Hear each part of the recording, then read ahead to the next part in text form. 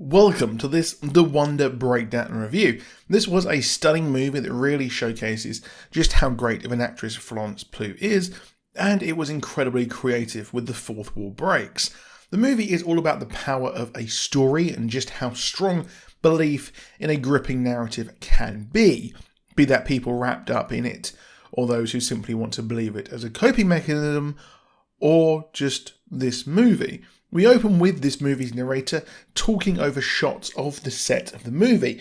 They describe how strong story is, and this works on two levels. We, the viewer, are there to escape and watch and enjoy a story, while the O'Donnells are wrapped up in a story they want to believe to escape the horrible truth that the family is hiding. We see this at the end as well to bookend the movie and show that the movie itself is fake, as we know the stories, when exposed, are just that.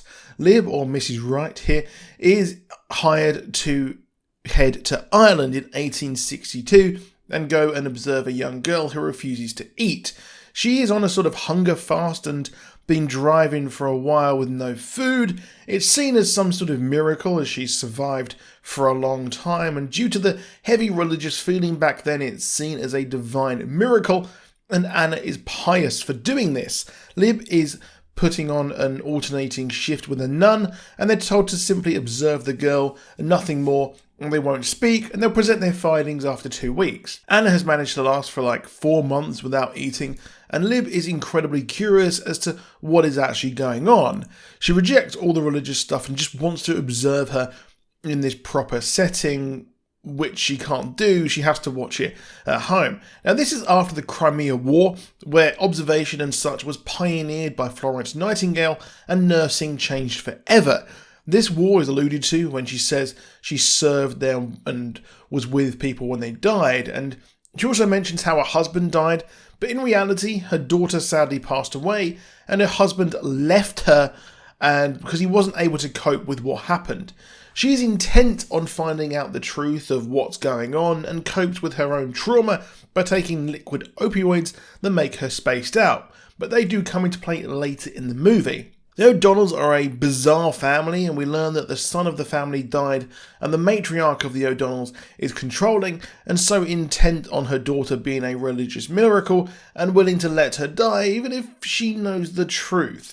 For all intents and purposes, the family are absolutely bizarre. Over the course of the observation, we see how Anna is adamant to do the right thing, and at times seems otherworldly.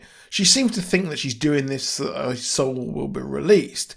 She also finds the closeness of the family disturbing as she slowly starts to realise that this isn't some divine miracle. While observing, she meets William Byrne, a writer with whom she starts to form a bond and relationship with, who was sent to write about the girl, but he is incredibly sceptical over the whole thing. The mother gets rather close to Anna each night, and it turns out she's been feeding Anna small bits of food in their nightly kisses and knows that she would not have survived without it. This is proven when the nurse takes Anna away from her family and she rapidly deteriorates. It turns out that she wanted to save her dead brother's soul, which seems like a normal child thing to do, wrapped up in grief, but the extent to which she's going to do it is extreme for a normal person. It turns out the brother assaulted her for years before he died, and she doesn't want him to stay in hell.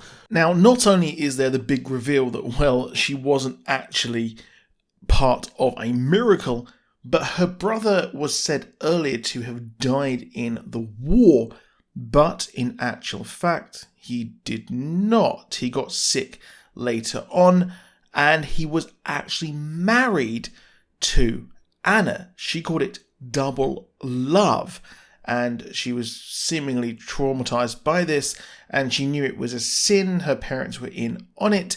Nurse Wright had enough of what's going on and decides she's going to save her. She uses the power of the story, just like that mentioned at the start and the end. The power of story can control people just like this divine miracle can. However, here Lib lies to her and says that and gives her the liquid opioids to make her think that she can be reborn after her sacrifice for her brother, and convinces her that she is reborn as another child called Nan. It works, and Lib burns the house to make the village committee think, and the family, that Anna died in an accident, and that she won't be prosecuted for taking her away. After this, her and William head to Australia to live out a brand new life.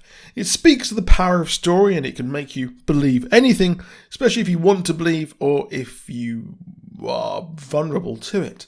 But I really enjoyed this movie. I thought it was absolutely powerful and haunting and beautiful at the same time. If you enjoyed this video, please drop a like down below. Do subscribe with notifications on, and I'll see you soon, and goodbye.